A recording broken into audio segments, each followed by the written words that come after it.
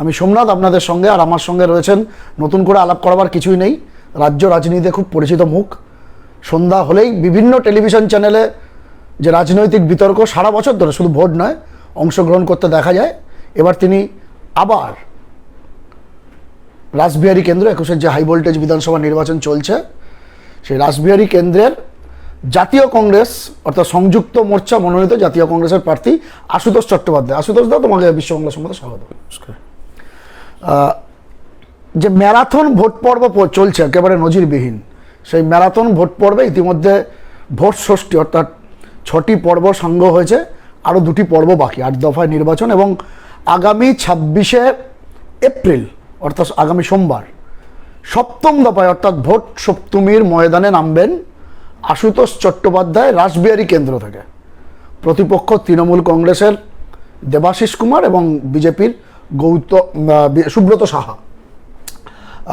তা আমরা যাবো আশুতোষদার কাছে যাবো। আশুতোষদা, ভোটের ময়দানে তোমার যেই জার্নি, এটা নতুন কিছু নয়। এবার ভোটটা একটু অন্যরকম হচ্ছে, কঠিন চ্যালেঞ্জ, ত্রিমুখী লড়াই। কেমন সাড়া পাচ্ছ? একদম ঘরের মাঠ। বিষয়টা হচ্ছে যে কঠিন হচ্ছে মানুষের জীবনযাত্রাটা। আজকের দিনের যে অবস্থা হয়েছে, বীজে মূলকে আমরা বলছি, একদিকে তো অর্থনৈতিক চাপ, প্রত্যেকটা পরিবারের ওপরে অর্থনৈতিক চাপ, অস্বাভাবিক মূল্যবৃদ্ধির চাপ, তার সাথে মানুষ যে সংসার চালায়, প্রতিদিন যে মানুষ সংসার চালায়, সংসারে কোনো আয় বাড়ছে না, সংসারে ব্যয়ই বেড়ে যাচ্ছে। যদি 5 টাকা ইনকাম হয় কোনো সংসার, মানে আমদানি আটটানি খরচা রুপাইয়া না, একদম মানে খুবই অবস্থা খারাপ। এবং আপনারা তো জানেন সবটাই, আপনারা তো প্রেস মিডিয়ার মানুষ, সমস্ত জিনিসের দাম শুধু বাড়েনি, ওষুধের দাম পর্যন্ত বাড়ানো হয়েছে। আর সব থেকে বড় এখন চ্যালেঞ্জ হচ্ছে কোভিডকে মোকাবিলা করা। কেন এই কোভিডের সিচুয়েশনে স্বাস্থ্য পরিকাঠামো ভেঙে পড়ছে দিনের পর দিন। এ তো আমরা শুধু বলছি না, সমস্ত মিডিয়ার মাধ্যমে আমরা দেখতে পাচ্ছি গোটা দেশের এই অবস্থা, বাংলার অবস্থা। মানুষ চারিদিক থেকে মানুষের ওপর আক্রমণ নেমে এসেছে। সেই জন্যে এটা যেরকম একটা সলিউশন দরকার, তার সাথে সাথে রাজনৈতিক সলিউশনও দরকার। অর্থাৎ করোনাকে যেরকম আমরা স্যানিটাইজ করে মুক্তি পাই করোনার থেকে, সেরকম রাজনীতিটারও কোথাও না কোথাও স্যানিটাইজেশন হওয়াটা খুব প্রয়োজন। জীবাণুমুক্ত রাজনীতি দরকার, পরিষ্কার পরিশ্রুত রাজনীতি দরকার। তার কারণ এই বাংলার যে অবস্থা, এই বাংলাকে আগামী দিনে এগিয়ে নিয়ে যেতে গেলে, এবং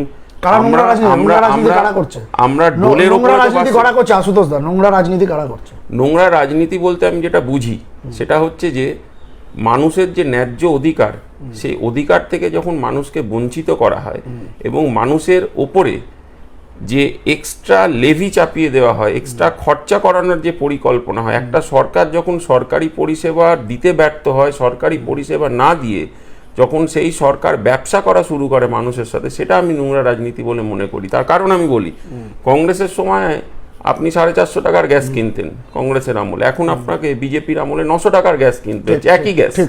এবং আপনাকে বলে দেওয়া হচ্ছে ডিরেক্টলি বা ইনডিরেক্টলি যে 900 টাকাতেই আপনাকে গ্যাস কিনতে হবে, তাতে আপনি কিনুন আর না কিনুন। এবং বিদ্যুতের বিল আপনি জেনে থাকবেন, প্রত্যেকটা পরিবার, সেটা বস্তি অঞ্চলে থাকুক, হাই রাইজে থাকুক, প্রত্যেকটা পরিবারের কে 2টো করেই বিদ্যুতের বিল পাঠানো হচ্ছে, একটা 1 তারিখে, একটা 20 তারিখে। মানে বিল দিতেই হবে। এবং বিদ্যুতের দাম যে সবচেয়ে বেশি, কেন এই জায়গাটা সমাধান হচ্ছে না দীর্ঘদিন ধরে পশ্চিমবঙ্গে, এটাও তো মানুষ জানতে চাইছে। একেবারে একদিকে কেন্দ্রের গ্যাস, আমি একটু সঙ্গে জুড়ে দিই, পেট্রোল ডিজেল সেগুলির দাম যেমন খাদ্যতেল, খাদ্যতেল, সত্যি সর্ষের তেলের দাম যা বেড়েছে, এবং এই জিনিসগুলোর দাম বাড়লে ইনডাইরেক্টলি খাদ্যদ্রব্য বা অন্যান্য দ্রব্যের দাম বাড়ে ট্রান্সপোর্টের কারণে। এবার ছোট কথা একটা বলি আপনাকে, দুধের দাম বাড়িয়েছে। প্রত্যেকটা বাড়িতে সকালে উঠে মানুষ চা খায়, বাচ্চারা দুধ না হলে চলে না। কি চলছে? মানে এটা কি একটা ইকোনমিক পলিসি? মানুষকে যেভাবে চাপের ভেতরে ফেলা হয়েছে, মানুষ তো চারিদিক থেকে আক্রান্ত হচ্ছে। আমি আসবো আশুতোষ, অনেকগুলো প্রশ্ন আছে, ছোট ছোট করে নিতে হবে। সেটা হলো, আশুতোষ চট্টোপাধ্যায় রাসবিহারী কেন্দ্রের জাতীয় কংগ্রেস প্রার্থী, সংযুক্ত মোর্চা মনোনীত। তিনি কিন্তু একদিকে কেন্দ্রের, আরেকদিকে রাজ্যের। তিনি গ্যাসের দাম তুলে যেমন কেন্দ্রের কথা বললেন, তেমনি বিদ্যুতের বিল। এবারে বিদ্যুৎ মন্ত্রী, গতবারেও তুমি প্রার্থী ছিল, বিদ্যুৎ মন্ত্রী গতবার শোভনদেব চট্টোপাধ্যায়, তোমার বিরোধী প্রার্থী ছিল তৃণমূল কংগ্রেসে, এবার তিনি নেই, এবার তিনি পাশে ভবানীপুর কেন্দ্রে গিয়েছেন। দেবাশিস কুমার, শোভনদেব চট্টোপাধ্যায়, দেবাশিস কুমার, দুজনের মধ্যে কে থাকলে মানে লড়াইটা একটু সহজ হতো বলে তোমার মনে হচ্ছে? সেটা তো তৃণমূল কংগ্রেস ঠিক করবে, সেটা তো আমার ঠিক করার না। মানে দেবাশিস কুমারকে পেয়ে আর একটু শক্ত মনে হলো না? আমার কাছে আমি যখন প্রার্থী এবং আমি যখন এই ভোটের ময়দানে নেমেছি, আমি কাউকে বিরোধী বলে মনে করি না। আমি মনে করি যে মানুষের কথা কে কিভাবে তুলে ধরতে পারবে, মানুষের যে দৈনন্দিন চাওয়া পাওয়ার ভেতরে মানুষ যে তার সংসার চালাতে পারবে, তার লড়াইটা, জীবন এবং জীবিকাকে বাঁচিয়ে রাখা এবং সুরক্ষিত রাখার জন্য যে লড়াইটা লড়তে হবে, সেটা যেন আমি মানুষের আশীর্বাদে জয়ী হয়ে লড়তে পারি, সেই আশীর্বাদটা আমার কাছে মানুষের কাছে প্রয়োজন। একেবারেই। আর একটা বিষয় কিন্তু আশুতোষ চট্টোপাধ্যায় তুলেছিলেন প্রথমেই, সেটা হলো তিনি বলছিলেন ব্যবসা হচ্ছে, ব্যবসা। আপনাদের একটু তথ্য দিয়ে রাখি, আশুতোষ দাও জানেন, আপনারা সবাই জানেন, এতক্ষণ জেনে গিয়েছেন, যেটা নিয়ে কিন্তু বিতর্ক কম হচ্ছে না। 1 মে থেকে করোনা ভ্যাকসিন 18 বছর ঊর্ধ্বে সবাইকে দেওয়া শুরু হবে, কেন্দ্রীয় সরকার ঘোষণা করেছে। এরপর সিরাম ইনস্টিটিউট, যারা করোনা বানাচ্ছে আমাদের দেশের, তারা বলেছে তাদের এখনও পর্যন্ত প্রোডাকশন তার 50% তারা সেন্ট্রাল গভর্নমেন্টকে দেবে। প্রত্যেকটি ভ্যাকসিন পিছু দাম তারা সেন্ট্রাল গভর্নমেন্টের থেকে 150 টাকা নেবে। বাকি 50% বিভিন্ন রাজ্য সরকার, শুধু পশ্চিমবঙ্গ না, বিভিন্ন রাজ্য সরকারকে তারা দেবে। এবং সেক্ষেত্রে একই ভ্যাকসিন, একই অসুখের, মানে করোনার, যেখানে সেন্ট্রালকে তারা 150 টাকা দিচ্ছে, এদেরকে রাজ্য সরকারগুলিকে 400 টাকা দিয়ে কিনতে হবে, এবং বেসরকারি হসপিটালগুলোকে 600 টাকা দিয়ে কিনতে হবে। এটাকে কি তুমি ব্যবসা বলছো? এটা তো একটা বৈষম্য। এটা বৈষম্য শুধু নয়, এটা চরম দুর্ভাগ্য আমাদের, যেরকম একটা কেন্দ্রীয় সরকার চলছে এবং রাজ্যের যে সরকারি হাসপাতালগুলো চলছে, প্রত্যেক দিন ডাক্তাররা যেভাবে লড়াই করছেন এই করোনাকে আটকানোর জন্য, নার্স, ফ্রন্টলাইন ওয়ারিয়ার তারা লড়াই করছে, তাদেরকে কুর্নিশ জানাতে হবে যে একটা ভাঙা ইনফ্রাস্ট্রাকচারের ভেতরে তারা লড়ছে। আমি বলি, একটু তোমার সুবিধার জন্য আমি ভুলে দুটো কথা। ফ্রন্টলাইন ওয়ারিয়ারদের জন্য যে 50 লক্ষ টাকার বীমা ছিল গতবার, সেই বীমাটাও আমরা সূত্র মারফত জানতে পারছি এবারে সেই বীমাটাও বন্ধ করা হয়েছে। অর্থাৎ ডাক্তার, চিকিৎসক, নার্স বা পৌরসভার যারা সাফাই কর্মী, তারা যদি তাদের করোনার কারণে মৃত্যু হয়, তাদের পরিবার ন্যূনতম 50 লক্ষ টাকা সুবিধা পেত, এবার সেটাও বন্ধ কেন্দ্রীয় সরকার। আসলে দেখুন, এই দেশ বিক্রিটা তো শুরু হয়েছিল বিজেপির সেই লালকেল্লা দিয়ে দেওয়ার থেকে, সবটাই জানেন তো। ব্যাপারটা হচ্ছে 150, 400, 600 এই হয়েছে ভাগ করোনা ভ্যাকসিনের। ব্যাপার হচ্ছে ভাগিদারিত্ব রাজনীতি ভারতীয় জনতা পার্টি করছে। না, এখানেও কাটমানি, ওখানেও কাটমানি। কাটমানি ছাড়া এই সরকার চলছে না। তার কারণ আপনি চিন্তা করুন না, এরা 5 পয়সার কাজ করছে, 5,000 টাকার অ্যাডভার্টাইজমেন্ট দিচ্ছে, তো এই টাকাটা চুরি করছে, চুরি করে তবেই না এরা চলছে। এত বিরাট একটা নির্বাচন চলছে পশ্চিমবঙ্গে, আপনি দেখবেন রাজবাড়ী বিধানসভা অঞ্চল ঘুরে, মানে বিজেমূলরা যেভাবে পোস্টারিং, ফ্ল্যাগ, ব্যানারে ভরেছে দেওয়ালগুলো, এত টাকা পাচ্ছে কোথা থেকে?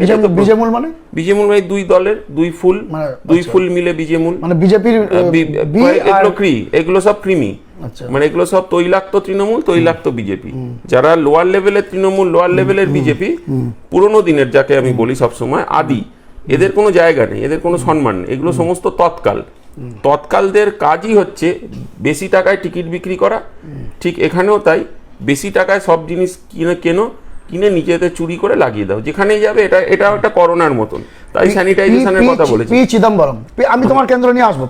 আমি দুটো কথা শুধু অ্যাড করি, এটা খুব ইম্পর্টেন্ট, না বললেই নয়। অনেকগুলো প্রশ্ন আছে। ব্যাপার হচ্ছে রেমডেসিভির যে ড্রাগ এবং যে basic parameters, oxygen short supply deficit, কালকে সুপ্রিম কোর্ট ভর্ৎসনা করেছে। না, ভর্ৎসনা সুপ্রিম কোর্ট কেন? সুপ্রিম কোর্ট ছাড়া সাধারণ আমজনতা ভর্ৎসনা করছেন। তার কারণ একটা দেশে আমরা অক্সিজেন যোগান দিতে পারছি না। আমরা বুলেট ট্রেনের কথা বলছি, ডিজিটাল ইন্ডিয়ার কথা বলছি, নানা রকমের স্টার্ট আপ ইন্ডিয়া, এই যে মার্কেটিং করে করে মানুষকে যে প্রত্যেক দিন ভুল বোঝানো হচ্ছে, এখান থেকে মানুষকে আমাদের বার করে আনতে হবে। তার কারণ মানুষের সিচুয়েশন প্রত্যেক দিন দ্রুতভাবে নিচের দিকে যাচ্ছে। সংগঠন কিভাবে বের করে আনবে? তোমাদের সংগঠন দিনের দিনে যা হচ্ছে। না, আমাদের সংগঠন, আমরা মাস বেস পার্টি। আমাদের সংগঠন মানে মানুষের সংগঠন। মানুষ নিজেরাই বলছে যে এবারে সংযুক্ত মোর্চাকে চাই, রাজবাড়ীতে কংগ্রেসকে চাই। তার কারণ বাঁচতে হবে, বাঁচাতে হবে। এটা শুধু ভাববেন না যে সংযুক্ত মোর্চা বলছে, দলমত নির্বিশেষে বঞ্চিত তৃণমূল, বঞ্চিত বিজেপি, আদি তৃণমূল, সমস্তটাই সংযুক্ত মোর্চার ভেতরে এখন সংযুক্তিকরণ হয়েছে। তার কারণ মানুষকে আগে বাঁচতে ওই হবে। জন্য সিপিএম তোমাদের বন্ধু? না না, এখানে মানুষকে বাঁচতে হবে, এটা বাঁচার লড়াই। মানুষ যদি না বাঁচে, এই যে ধরুন এই যে ভোট, আমি প্রথম যে এই বিধানসভায় জেনে রেখে দিন 24 তারিখ থেকে আমি প্রচারে বেরিয়েছিলাম, প্রথম দিন থেকে মাস্ক স্যানিটাইজার একদম একদম, সেটা আমরা দেখিয়েছি। এবং সব থেকে বড় কথা, ইলেকশন কমিশন যে কোভিড বিধি মানেনি তার লিখিত আমি জমা দিয়ে তার প্রমাণও আমার কাছে এবং আজকে সকালেও পুরো রাসবিহারী এলাকার অনেকটা অংশ জুড়ে তুমি স্যানিটাইজ করেছো, সেটাও আমরা দেখেছি। আমি আসবো এক এক করে প্রশ্নে আসবো, তার মধ্যে আবার এই প্রসঙ্গগুলো আসবে। পি চিদম্বরম তোমাদের মানে দেশের তোমাদের নেতা, সর্বভারতীয় স্তরের বড় নেতা পি চিদম্বরম, খুব শিক্ষিত মানুষ। তিনি দিন কয়েক আগে একটি টুইট করেছিলেন, যখন এই করোনার সেকেন্ড ঢেউ বা দ্বিতীয় ঢেউ বা সেকেন্ড ওয়েভটা বাড়াবাড়ি আকার ধীরে ধীরে আকার নিচ্ছে, এবং সেখানে তিনি একদম উল্লেখ করেছিলেন পি চিদম্বরম যে রোমের নিষ্ঠুর সম্রাট, যখন রোম আগুনে জ্বলছে তখন নিষ্ঠুর সম্রাট, তার কোনো দিকে ভূক্ষেপ নেই, মানুষ বাঁচল কি মরল, তিনি বাঁশি বাজাতে ব্যস্ত ছিলেন উদাসীনভাবে। ঠিক একইভাবে নিরোর সঙ্গে নরেন্দ্র মোদীর তুলনা করেছেন পি চিদম্বরম। তিনি বলছেন যেখানে মানুষ অক্সিজেন পাচ্ছে না, ভ্যাকসিন পাচ্ছে না, মানুষের মৃত্যু মিছিল হয়েছে, সেখানে নরেন্দ্র মোদী ডেলি প্যাসেঞ্জার হয়ে পশ্চিমবঙ্গের ভোটে তিনি প্রচার করছেন। নিরোর সঙ্গে তার এখানেই মিল আছে, কি বলবে? ব্যাপার হচ্ছে, রাহুল গান্ধী প্রথমে এটাকে বলেছিলেন। রাহুল গান্ধীর কথা যদি একটু নরেন্দ্র মোদী শুনতেন, তাহলে দেশের এই করোনার পরিস্থিতিটা তৈরি হতো না। প্রথম কথা জানতে হবে, যখন ইন্টারন্যাশনাল এয়ারপোর্ট কথা বন্ধ করার কথা হয়েছিল, উনি কিন্তু করেননি। উনি তখন ট্রাম্পকে নিয়ে সেখানে শো গেম করতে ব্যস্ত ছিলেন, পাঁচিল তুলতেও ছাড়েননি। মানে কতটা মানুষকে নিচে নামানো যায়, ভারতীয়দের কতটা নিচে নামানো যায়, এটা কিন্তু নরেন্দ্র মোদী দেখিয়ে দিয়েছেন। এবং সবচেয়ে বড় কথা, উনি একজন প্রধানমন্ত্রী হয়ে যে ওনার যে কাজ, উনি তো ওনার অফিসে ওনাকে পাওয়াই যাচ্ছে না। অমিত শাহ যিনি আমাদের স্বরাষ্ট্রমন্ত্রী, উনি তো অফিসেই পাওয়া যাচ্ছে না। উনি তো ডেলি প্যাসেঞ্জারই শুধু করছেন না, উনি বয়ে বয়ে সমস্ত জিনিস করে বেড়াচ্ছেন। তার কারণ এত বড় একটা সিচুয়েশন চলছে। আপনি কি আজকে টেলিগ্রাফের প্রথম পাতাটা দেখেছেন ছবিটা? সমস্ত শ্মশানে পুড়ছে, একের পর এক নিথর দেহ পুড়ছে।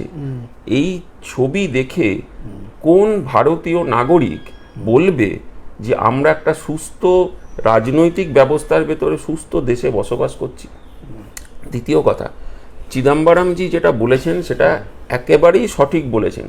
আমি শুধু একটা কথা জুড়ে দিতে চাই এখানে, যে নেরো তো বাঁশি বাজাচ্ছিল, এখানে নরেন্দ্র মোদীজি বাঁশ হাতে নিয়ে ঘুরে বেড়াচ্ছেন এবং এই বাঁশ বাজিয়ে আমাদের জীবনটাকে ধূলিসাৎ করছে। আগেরবারে উনি ঘন্টা, তারপরে মোমবাতি জ্বালিয়েছিলেন, 21 দিনের মধ্যে বলেছিলেন 21 দিন একটু ধৈর্য ধরলে করোনা। বিষয় যেটা হচ্ছে, আচ্ছা, একজন রাষ্ট্র নেতা, তার তো তিনি অনেক পাওয়ারফুল, তার কাছে কি মোটামুটি একটা খবর ছিল না যে করোনার সেকেন্ড ওয়েভ এরকম সময় আসতে পারে? আগে থেকে কি ব্যবস্থা নিলে আজকের এই সিচুয়েশনটা দেখতে হতো? 2 তারিখ রেজাল্ট বেরোনোর পর যারাই জিতুক যারাই হারুক, সরকার গড়ার জন্য মানুষ সেই অবস্থায় থাকবে, দেখতে পাবে। আপনাকে একটা কথা বুঝতে হবে, যে দলের কালচার হলো নোবেল জয়ীদের অপমান করা, একের পর এক নোবেল জয়ীদের অপমান করছে, তারা তো এতটাই অহংকারে ভুগছেন, যেটা রাহুল গান্ধী বলেছেন, অধীর চৌধুরী বলেছেন, আমাদের প্রদীপদা বলেছেন, যে এতটাই অহংকারে, সোনিয়াজিও বলেছেন, এত অহংকারী হয়ে গেছেন। ওরা ভাবছে যে মানুষকেও কেনা বেচা করা যায়, মানুষকে নিয়েও ব্যবসা করা যায়, দেশটাকে বিক্রি করা যায়।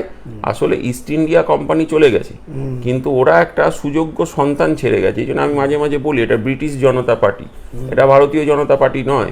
কেন, ভারতীয়দের একটা ন্যায্য রূপ থাকে, স্বরূপ থাকে, যে মানুষকে নিয়ে ঐক্যবদ্ধভাবে চলা, দেশটাকে বাঁচানোর জন্য সর্বত্র লড়াই করা। কিন্তু সেই জায়গায় আমরা কোনো পদক্ষেপ দেখতে পাচ্ছি না। নির্বাচন কমিশনের ভূমিকা নিয়ে কি বলবে? কালকে কলকাতা হাইকোর্ট কিন্তু তীব্র ভর্ৎসনা করেছে নির্বাচন কমিশনকে এই প্রচার, এই করোনা আবহের মধ্যে। এবং টিএন সেশন, নির্বাচন কমিশনটা তুমি জানো আশুতোষ দা, একটা সময় সেটা খায় না মাথায় দেয়, পরে সেটা কেউ জানতো না, কিন্তু টিএন সেশনের পর থেকে যে ভারতের নির্বাচন কমিশন কোনো একটা প্যারেন্ট বডি আছে, সেটা মানুষ বোঝা শুরু করলে। সেখানে টিএন সেশনের উদাহরণ পর্যন্ত আদালত দিয়ে বলছে টিএন সেশনের একটা শিখিভাগ আপনারা, এরকম ধরনের কিছু একটা বলেছে, আমার এক্স্যাক্টলি মনে নেই আদালতের কথা বলে দিচ্ছি। ব্যাপারটা হচ্ছে যে নির্বাচন কমিশন তার যে কোভিড বিধি মানা, এবং শুধু কোভিড বিধি মানা নয়, ভোটের সময় কোভিড অ্যাওয়ারনেস তৈরি করা, ফার্স্ট আমরা একটা রেস করেছিলাম পয়েন্টটা, আমি সেদিনকে নির্বাচন কমিশন মিটিংয়েও গেছিলাম, আমি বলেছিলাম নির্বাচন কমিশনকে যে আপনারা কতটুকু সচেষ্ট হয়েছেন যে আপনারা নিজেরা সচেষ্ট হয়ে যে প্রচার করেছেন, অ্যাওয়ার করেছেন মানুষকে, যেভাবে কোভিড বিধি চলছে, যে কোভিডের অবস্থা, ভয়াবহ অবস্থা, এইখানে মানুষকে আপনারা কতটা অ্যাওয়ারনেস তৈরি করতে পেরেছেন। ভোটদান করতে যাবে মানুষ, তাকে তো অ্যাওয়ারনেস তৈরি করে ভোট করতে হবে, ওনারা কিন্তু করেননি। সবচেয়ে বড় কথা আমি আপনাকে বলে রাখি, বিভিন্ন জায়গায় যে ইভিএম র্যান্ডমাইজেশন হয়েছে এবং মক পোলিং হয়েছে, এক একটা টেবিলে 15 জন 20 জন করে বসিয়েছে, এবং আমি লিখিত চিঠি জমা করেছিলাম, সেই চিঠি আমার কাছে আছে, দরকার লাগলে আপনাকে দিয়ে দেবো, আপনি দেখে নেবেন। 3 ঘন্টার ভেতরে আমার বিধানসভা, এটা আমার বিধানসভা ক্ষেত্রে আমি বলতে পারবো, রাসবিহারীতে 3 ঘন্টার ভেতর অ্যাকশন নিতে হয়েছিল রিটার্নিং অফিসারকে। কেন? যেটা বাস্তব, আমি চোখে গিয়ে কি দেখছি, আমি একজন মানুষ, আমি চোখে গিয়ে কি দেখছি, কি পরিস্থিতি দেখছি, কোন পরিস্থিতির সম্মুখীন হচ্ছি, কিভাবে সমস্ত কাজ চলছে, এটা সব থেকে গুরুত্বপূর্ণ। এই বিষয়টা না হলে আমরা যদি রেসপন্সিবিলিটির সাথে এই সময়, অন্তত যে সময় একটা কোভিড প্যান্ডেমিক চলছে, এই সিচুয়েশনের সময় যদি আমরা অ্যাক্ট না করতে পারি রেসপন্সিবিলিটির সাথে, এই ভোটটা কাদের জন্য? মানুষের জন্য। মানুষ ভোট দিতে যাবে, এখানে রোবট ভোট দিতে যাবে। একদম আশুতোষ, আমি যাবো আরেকটি বিষয়। তুমি যদি নির্বাচন কমিশনের প্রসঙ্গ আমাদের চলছে, আমি এটা শেষ করে আবার অন্য প্রসঙ্গে যাব। সেটাই তৃণমূল কংগ্রেসের পক্ষ থেকে একাধিকবার বলা হয়েছে যে বাকি অন্তত এই 5 দফা হয়ে যাওয়ার পর থেকে যে হারে বাড়ছে, লাফি বাড়ছে, এবং রেকর্ড ব্রেকিং পারফরমেন্স, প্রতি 24 ঘন্টা, আগের 24 ঘন্টা রেকর্ড ভেঙে যাচ্ছে, গোটা দেশে কি আমাদের রাজ্যে কি, সেখানটা কিন্তু বারবার বলা হচ্ছে, ডেরেক ওব্রায়ান থেকে শুরু করে অনেকেই চিঠি দিয়েছে বাকি দফাগুলো 1 দফায় করাও। কিন্তু সেখানে তোমরা একটু রাজি হলে না কেন? তোমরাও তো চাইতে পারতে 1 দফায় করাও, কি লাভ হলো 8 দফায় করে? সেই তো বিক্ষিপ্ত সংঘর্ষের ঘটনা পাওয়া যাচ্ছে, সবকিছুই তো হচ্ছে, অবাধ শান্তিপূর্ণ ভোট নিয়ে তো প্রশ্ন উঠে যাচ্ছে। এই জন্যই আমি বারবার করে বলেছিলাম যে এই পয়েন্টটা নোট করার জন্য প্রেসকে, সেটা হচ্ছে যে এই যে মিটিংয়ের নাম করে আর প্রচারের নাম করে বিজেমূল এই রাজ্যে যেভাবে র্যালি আর জনসভা করে বেরিয়েছে, এবং বাইরে থেকে লোকজন নিয়ে এসে পর্যন্ত যেভাবে এলাকায় ঘুরে বেরিয়েছে, সেটা তোমাদের লোক নেই বলে তোমরা করতে পারো না। আমি বলছি সেখানে আমরা কি, তোমাদের লোক আছে? না, আমি বলছি আমরা প্রথম দিন থেকে কোভিড বিধি মেনে মিটিং, ডোর টু ডোর, এবং সমস্ত প্রচার আমরা করেছি। দরকার লাগলে আমি আপনাকে এভিডেন্স পর্যন্ত দিয়ে দেবো যে প্রথম আমি সেই প্রচারের লিফলেটে, যেটা প্রার্থী পরিচিতি বলে, যেটা বেসিক, সেখানে আমি লিখেছিলাম যে সুস্থ থাকুন, ভালো থাকুন, কোভিড বিধি মেনে ভোটদান করুন। সেই জন্য প্রথম দিন থেকে মাস্ক এবং স্যানিটাইজার। কেন? আপনাকে এটা জানতে হবে, এই যে সেকেন্ড যে ওয়েভটা এসেছে, এটা হচ্ছে মিউট্যান্ট জিন, সুপার স্প্রেডার। এটা যেভাবে স্প্রেড করছে এবং নানা দিক থেকে স্প্রেড করছে, মানে যে স্প্রেডিংটা প্রচুর ভাবে হচ্ছে, নানা অ্যাঙ্গেল বেড়ে গেছে, আমাদের ভীষণ সতর্ক হতে হবে। তার কারণ বাস্তব কথা, জীবন জীবিকাকে না বাঁচাতে পারলে আলটিমেটলি আমরা কোথায় গিয়ে দাঁড়াবো, আমাদের আগামী জেনারেশন কোথায় গিয়ে দাঁড়াবে, আমাদের সিনিয়র সিটিজেনরা কোথায় গিয়ে দাঁড়াবে, এটা একটা চিন্তা। এবং সেকেন্ড ডোজ ভ্যাকসিন পাওয়া যাচ্ছে না, এটা অদ্ভুত ব্যাপার চলছে। আমি কোভিড বিধি গেলাম, সেটা আমরা দেখলাম, বিভিন্ন বিষয় নিয়ে আলোচনা করলাম। এবারে আবার একটু হার্ডকোর রাজনীতিতে ফিরবো, কারণ আর কয়েক ঘন্টার মধ্যেই কিন্তু রাসবিহারী কেন্দ্রে ভোট গ্রহণ, 7ম দফার ভোট। আরেকটু বাইরের প্রশ্ন, রাজ্যের প্রশ্ন করেন, তারপর একেবারেই আমরা চেষ্টা করবো রাসবিহারী কেন্দ্র বা এই তোমার বিষয়টি নিয়ে, তোমার প্রার্থীর বিষয়টি নিয়ে। সেটা হলো তোমাদের একটা জোট হয়েছে, ভগবান জানে এই জোট না ঘোট, তুমি যতই দাবি করো। আব্বাস সিদ্দিকী প্রথম দিন থেকে যেন ওনার সাথে একটা ছায়াযুদ্ধ চলছে, তোমাদের প্রদেশ কংগ্রেস সভাপতি অধীর চৌধুরী। আব্বাস সিদ্দিকী, আগে প্রশ্নটা শুনে নিতে হবে। আব্বাস সিদ্দিকী ব্রিগেডের যেটা করেছিল, যে ঘটনাটা ঘটিয়েছিল, প্রকাশ্যে এরকমভাবে একটা জোট যদিও তখনভাবে তৈরি হয় না, একটা প্রসেস চলছিল, অধীর চৌধুরী তখন বক্তব্য রাখছিলেন, এবং তারপর আব্বাস সিদ্দিকী বক্তব্য রাখাতে কী হয়েছিল আমরা সবাই জানি। আজ মুর্শিদাবাদে, রানীবাদে নিজের প্রার্থী, এখানে আবার মোর্চা নয়, এখানে আবার সংযুক্ত মোর্চা নয়, এখানে আবার কংগ্রেসও প্রার্থী দিয়েছে, সংযুক্ত মানে আইএসএফও প্রার্থী দিয়েছে, ইন্ডিয়ান সেকুলার ফ্রন্ট।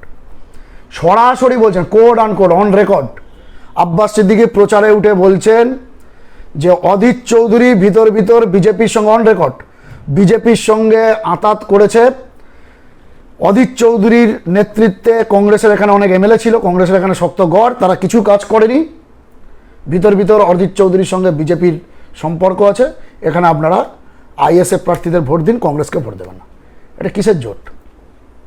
বিষয় হচ্ছে, দেখুন, আমি এরকম শুনিনি কোথায় বলেছে, এগুলো শোনা যায় না, এগুলো আশুতোষ আমি জানি, এগুলো শোনা যায় না। আমি বলছি কোথায় বলেছে, আমি তোমাকে পার্টি লাইনে কথা বলতে হবে, তাই এগুলো তুমি শুনতে পাবে না। না, তুমি সারা রাজ্যের খবর রাখো, কংগ্রেসের অন্যতম মুখপাত্র, যুব কংগ্রেসের দায়িত্বে রয়েছে, তুমি এটা শোনোনি? আমি বলি একটা কথা, ব্যাপার হচ্ছে যে আমি কোথায় উনি বলেছেন, আমি আজকে বলেছেন তো, যাক আমাকে লিঙ্কটা পাঠিয়ে দেবেন, আমি শুনিনি, কেন সকাল থেকে আমি প্রচারে ব্যস্ত। দ্বিতীয় কথা হচ্ছে, যদি এরকম কথা বলে থাকেন, আমি মনে করি এটা সমর্থনযোগ্য নয়, দুর্ভাগ্যজনক। কেন আমি স্পষ্ট কথা বলতে পছন্দ করি, তার কারণ দল তার একটা স্ট্যান্ড আছে। আমাদের প্রদেশ কংগ্রেস সভাপতি অধীর রঞ্জন চৌধুরী জননেতা, উনি লড়াইয়ের মুখ, এবং উনি যেভাবে মুর্শিদাবাদের জন্য কাজ করেছেন, উনি প্রত্যেক দিন যেভাবে মুর্শিদাবাদের আম জনতার সাথে জড়িয়ে আছেন, এবং আমি নিজেও ওনার প্রচার করতে গেছিলাম লোকসভা ভোটে, আমি নিজেও দেখেছি যে মানুষ ওনাকে যেভাবে ভালোবাসেন, সেটা একটা অনেক বড় পাওনা। এই পাওনায় কেউ যদি কালিমালিপ্ত করতে চায়, আমার মনে হয় উনি নিজেই ভুল করছেন, এবং সস্তা পাবলিসিটি করে খুব একটা বেশি দূর পৌঁছানো যায় রাজনীতিতে, এটা হার্ডকোর পলিটিক্সে হয় না। একেবারে আমি অবশ্যই লিঙ্কটা পাঠিয়ে দেবো আমাদের অনুষ্ঠান শেষ হওয়ার পর, এরকম ঘটনা ঘটেছে। কিন্তু আশুতোষ, যে প্রশ্নটা ওটা কি জানো তো, একটা সামগ্রিকভাবে একটা ভোট হয়তো, আজকে তোমার রাসবিহারী কেন্দ্রে তোমার বিরুদ্ধে যদি কোনো অভিযোগ ওঠে, সেই অভিযোগ সত্য হোক মিথ্যা হোক, যদি কোনো অভিযোগ ওঠে, সেটাকে নিয়ে যদি প্রচুর প্রচার হয়, তোমার পাশের জেলার কেন্দ্রে কংগ্রেস কর্মীদের ওপর বা কংগ্রেস প্রার্থীদের ওপর কিন্তু একটা প্রভাব পড়ে, নেগেটিভ প্রভাব পড়বে।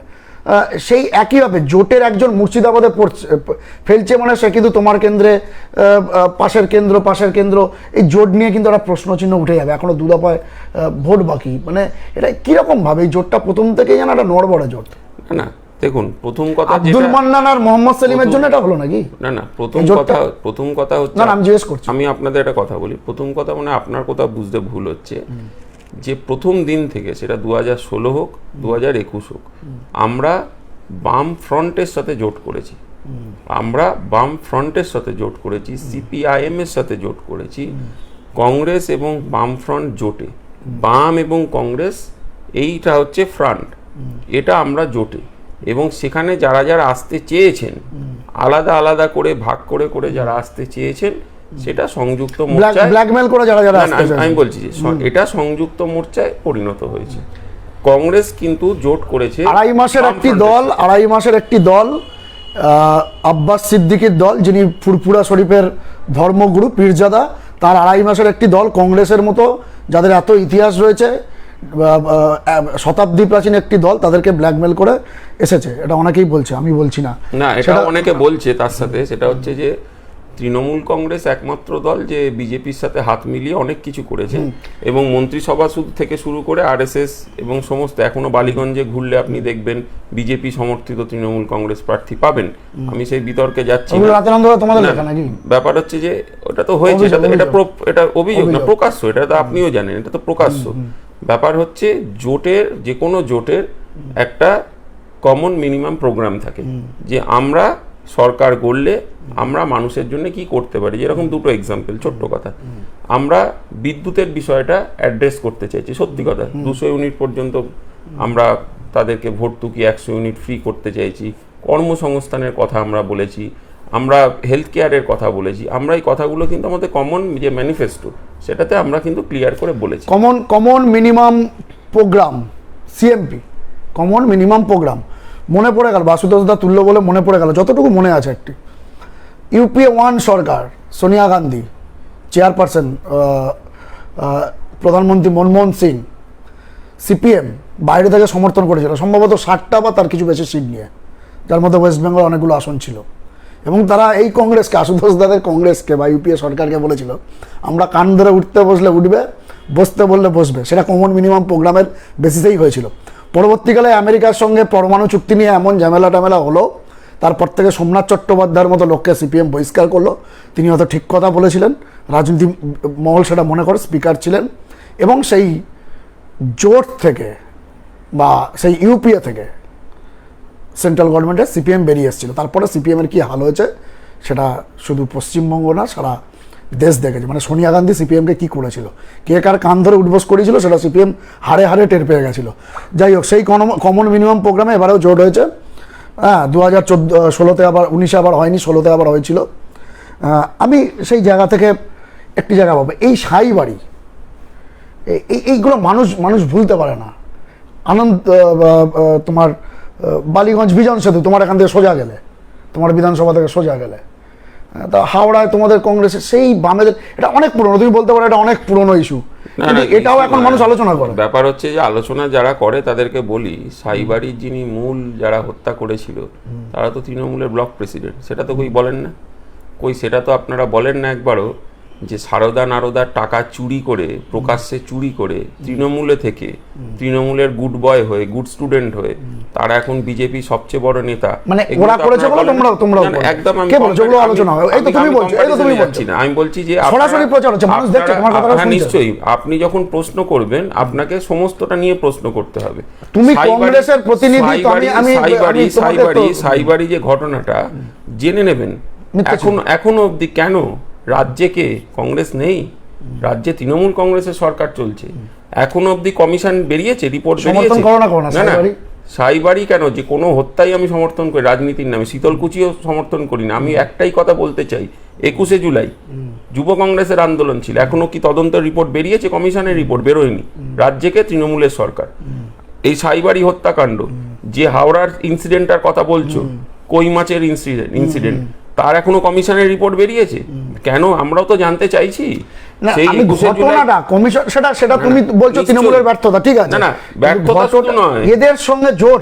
আমি বলছি কি, খুব পরিষ্কার করে বলছি, কমিশনের রিপোর্টটা বেরোক।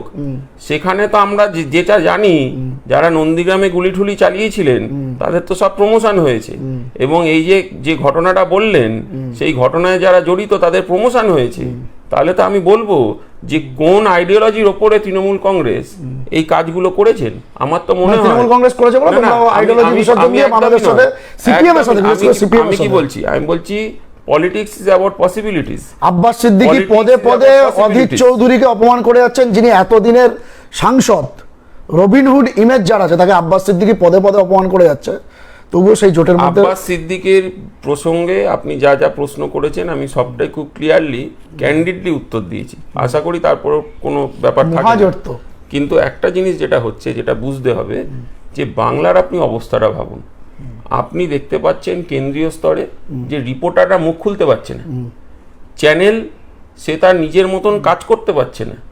আজকে যে নিয়ন্ত্রণ করার চেষ্টা চলছে, যেভাবে দেশটাকে একনায়তন্ত্র, ডিকটেটরশিপ, ফ্যাসিস্ট সিস্টেমে যেভাবে নিয়ন্ত্রণ করার চেষ্টা চলছে, এখান থেকে আগে মানুষকে বেরোতে হবে, মানুষ বাঁচতে হবে আগে, তারপরে তো সবকিছু।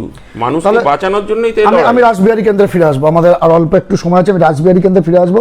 তাহলে আশুতোষ চট্টোপাধ্যায় প্রদেশ কংগ্রেসের প্রার্থী, সংযুক্ত মোর্চা সমর্থিত, যদিও সংযুক্ত মোর্চার মধ্যে একটু ডিসপিউট আছে, কংগ্রেস প্রার্থী আশুতোষ চট্টোপাধ্যায়ের মূল প্রতিপক্ষ তো আছেই একজন ভোটের রাজনীতির ময়দানে, কে? বিজেপি না তৃণমূল কংগ্রেস? ব্যাপার হচ্ছে, দেখুন, কাকে আমি প্রতিপক্ষ ভাববো বলুন? একসাথে তিনটা টিম খেলা। আমি বলছি কাকে আপনি প্রতিপক্ষ ভাববেন। যা অবস্থা, মানে বঙ্গীয় রাজনীতি, বাংলার রাজনীতির যা অবস্থা, সকালে যাকে দেখছি তৃণমূলের হয়ে বলছে, বিকেলে বিজেপির হয়ে বলছে। এখন কাকে আমি আপনারা প্রতিপক্ষ পাঠাবেন? মুখ্যমন্ত্রী আশঙ্কা করেছেন নাকি 200টার উপর সিট না পেলে আবার অনেকে চলে যেতে পারে। অনেকে। ব্যাপার হচ্ছে জার্সি চেঞ্জ যেভাবে র্যান্ডামাইজেশন হয়েছে, যেরকম ইভিএম র্যান্ডামাইজেশন হয় সেরকম জার্সি র্যান্ডামাইজেশন হয়েছে। এখন বাঁ পকেটে তৃণমূলের ঝান্ডা, বাঁ পকেটে বিজেপির ঝান্ডা।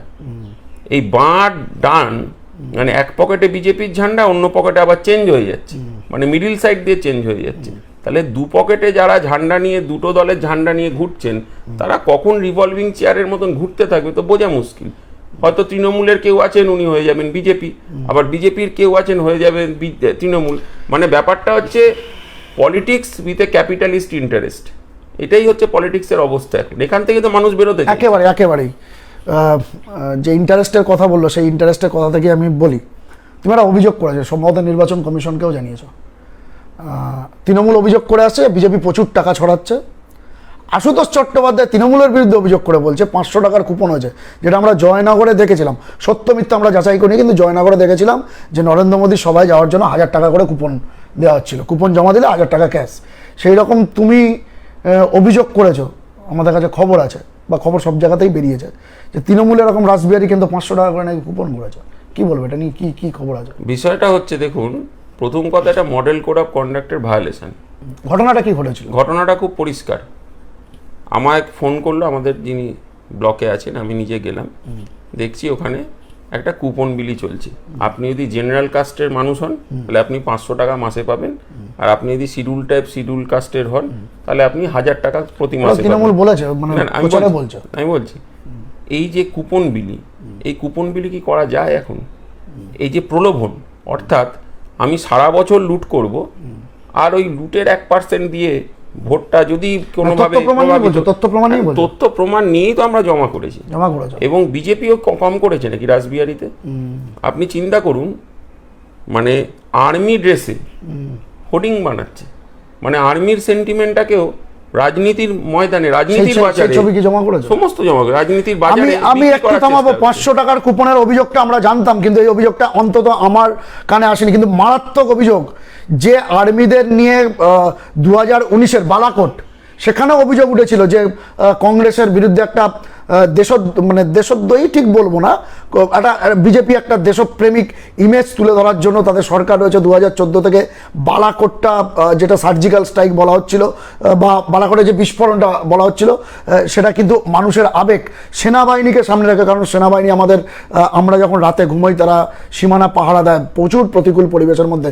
সেই সেনাবাহিনীর আবেগকে কাজে লাগিয়ে 2019-এ নরেন্দ্র মোদী ক্ষমতা এসছে, এটা কংগ্রেসের পক্ষ থেকে, বিরোধীদের পক্ষ থেকে বারবার বলা হয়েছে।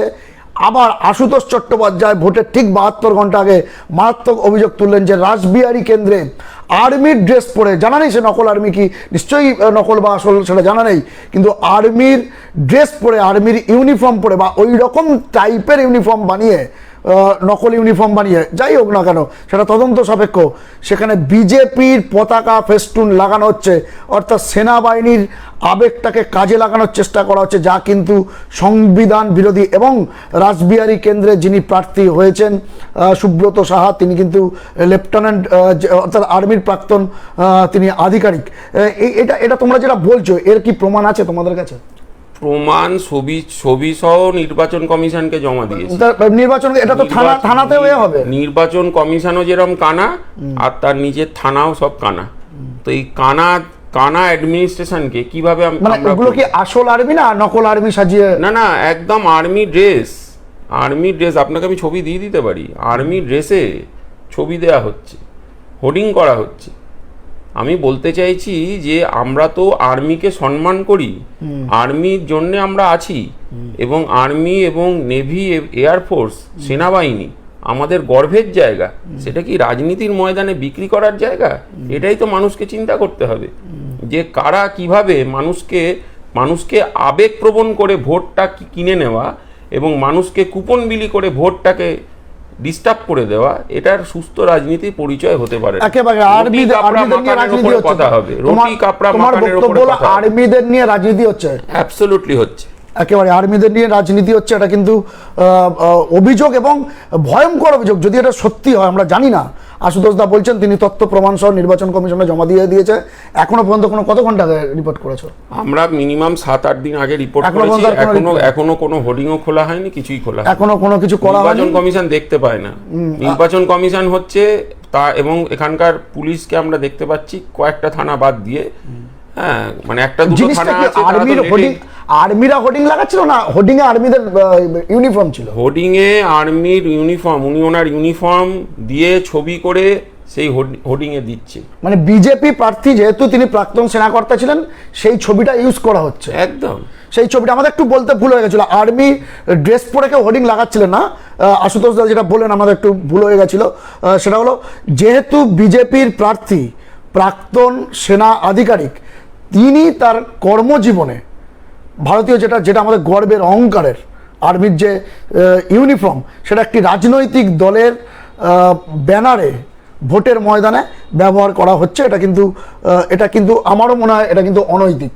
অসাংবাদিক, দুর্ভাগ্যজনক যদি সেটা সত্যি হয়ে থাকে। সেনাবাহিনী এবং সেনা, আমি তো ওনাকে সম্মান করি, আমাকে জিজ্ঞেস করেছিল একজন আপনার প্রতিপক্ষ সেনাকর্তা, আমি বললাম সেনাকর্তা তো উনি আমার জেঠুর বয়সের মানুষ, আমি তো ওনাকে সম্মান করি, কিন্তু ওনার কিরম লাগছে সারদা নারদার যারা চোর ওনার দলে রয়েছে ওনাদের স্যার বলতে, আমি তো মনে করি উনি নমস্য ব্যক্তি, ওনাকে প্রণাম করা উচিত, কিন্তু যে দুর্ভাগ্যজনক পরিস্থিতির ভেতরে চলতে হচ্ছে ওনাকে, উনি করছেন না, ওনাকে জোর করে করানো হচ্ছে, এটাও তো একটা ব্যাপার।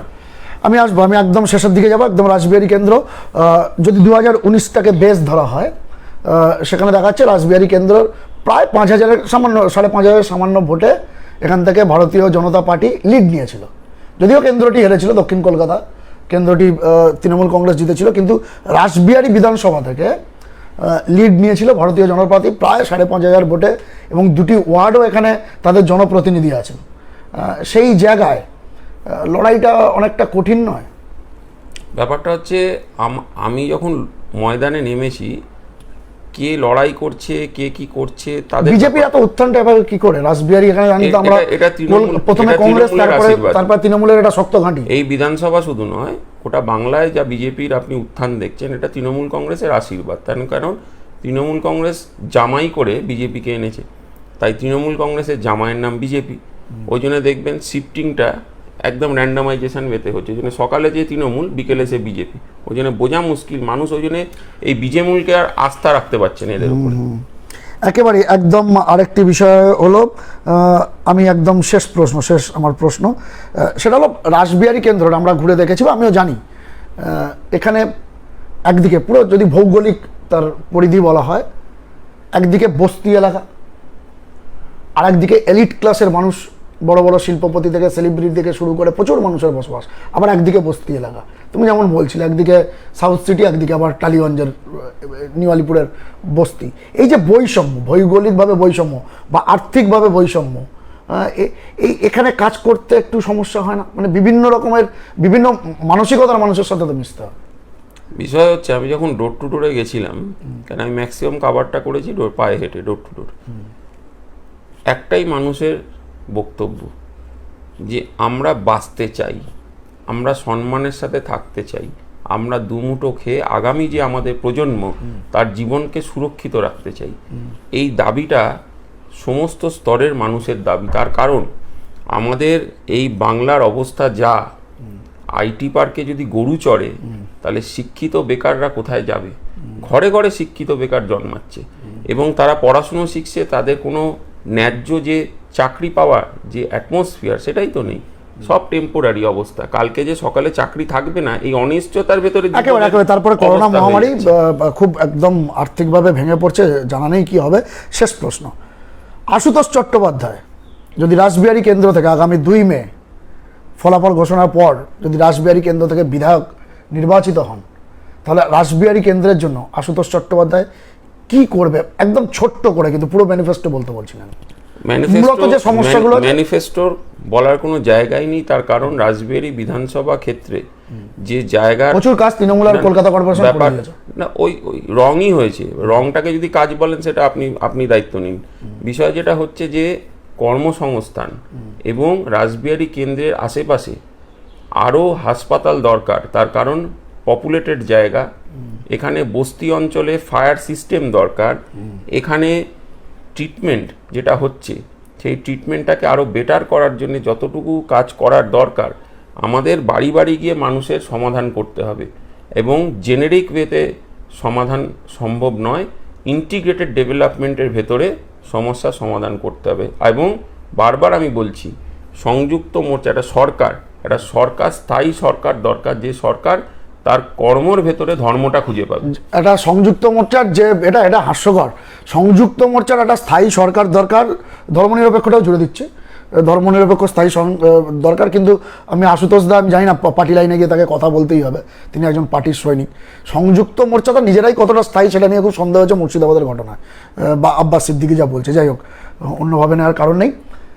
তৃণমূল প্রার্থী দেবাশিস কুমার দীর্ঘদিন কলকাতা পুরসভার তিনি ছিলেন মেয়র পরিষদ, একেবারে স্বচ্ছ ভাবমূর্তি, এটা সবাই বলছে, স্বচ্ছ ভাবমূর্তির মানুষ। অন্যদিকে সুব্রত সাহা রাজনীতিক ময়দানে নতুন, কিন্তু তিনি সেনাবাহিনীর লোক, যাদের প্রতি মানুষের একটা স্বাভাবিক আবেগ থাকে। এই দুজনের মাঝখানে পড়ে আশুতোষ চট্টোপাধ্যায়ের ঠিক পরিস্থিতিটা কি এখন? আমি আগেও যা বলেছি এখনো তাই বলছি, আমি কাউকে প্রতিপক্ষ হিসেবে মনে করি না। মানুষ সঙ্গে আমি করোনা লকডাউন আমফানের সময় প্রতিদিন রাস্তায় ছিলাম, প্রতিদিন কাজের ভেতরে ছিলাম। আমি কর্মে বিশ্বাস করি। আমি কিছু কথা বলে দিলাম, কিছু লেকচার দিয়ে দিলাম, তাতে কাজ হয় না। মানুষ কাজ পছন্দ করে, আর কাদের পছন্দ করে না জানেন তো? ওই কাজের বেলায় কাজী, কাজ ফুরলে পাজি, তাদের মানুষ পছন্দ করেন না। আমরা প্রত্যেক দিন নিয়মিতভাবে রাস্তায় আছি, থাকি এবং থাকব, এবং আমি আশা রাখি, ভরসা রাখি আমার এই রাসবিহারী বিধানসভা কেন্দ্রের মানুষের প্রতি, এবং তাদের জন্যে যে লড়াইটা আমাকে লড়তে হবে, সেই লড়াই আমরা আগেও লড়েছি, এখনও লড়ছি, আগামী দিনেও লড়ব। একেবারে আমি সংযুক্ত মোর্চার কথা বলতে পারবো না, কারণ সেটা পরীক্ষিত একটা জোট। কি হবে জোটের ভবিষ্যৎ সেটা 2 তারিখেই বোঝা যাবে। কিন্তু আশুতোষ চট্টোপাধ্যায় সম্পর্কে আমরা সংবাদ মাধ্যমে কাজ করে যে অভিজ্ঞতাটা আমার অন্তত হয়েছে, বা আরও অনেকের হয়েছে, আমরা দেখেছি যেটা উনি বলছিলেন, উনি কিন্তু দাবি করছেন না। আরেকটু উনি বলতে ভুলে গেছেন, এই যে ক্রমবর্ধমান জ্বালানির দাম, গ্যাসের দাম, আমরা দেখেছি ঢাকুরিয়ার ইন্ডিয়ান অয়েল বিল্ডিংয়ের সামনে তিনি কিন্তু তার কর্মী সমর্থকদের নিয়ে লাগাতার তিনি ধর্ণা দিয়েছেন জ্বালানির বিরুদ্ধে, এবং আমফানের সময় আমরা দেখেছি, হ্যাঁ সিএসসিতেও তাই। এটা কিন্তু আমরা দেখেছি, এমনটা নয় যে ভোটের সময় তিনি বলছেন, কিন্তু তার জোটটা নিয়ে কিন্তু অনেক প্রশ্ন উঠছে। দেখাবে 2 তারিখের দিকে আমাদের নজর থাকবে। আপনাদের আরও একবার জানাই, আর কয়েক ঘন্টার মধ্যে, আর কিছুক্ষণ বাকি, 6:30, আজ ঠিক 6:30 শেষ হচ্ছে 7ম দফা ভোটের আনুষ্ঠানিক যে নির্বাচন পর্ব। সেই 7ম দফা ভোটে রাসবিহারী কেন্দ্রে ভোট আগামী 26 তারিখ সোমবার, যেখানে কংগ্রেসের প্রতিনিধি, কংগ্রেসের টিকিটে লড়ছেন আশুতোষ চট্টোপাধ্যায়। আপনাকে অনেক অভিনন্দন নির্বাচনের জন্য, 26 তারিখের জন্য। আমরা 2 তারিখের দিকে তাকিয়ে থাকবো। আপাতত বিশ্ব বাংলা সংবাদে আপনাকে অভিনন্দন জানাই। আপনারাও দেখতে থাকুন, সঙ্গে থাকুন। এই মুহূর্তের বাংলা সবচেয়ে জনপ্রিয় নিউজ পোর্টাল বিশ্ব বাংলা সংবাদ। নমস্কার।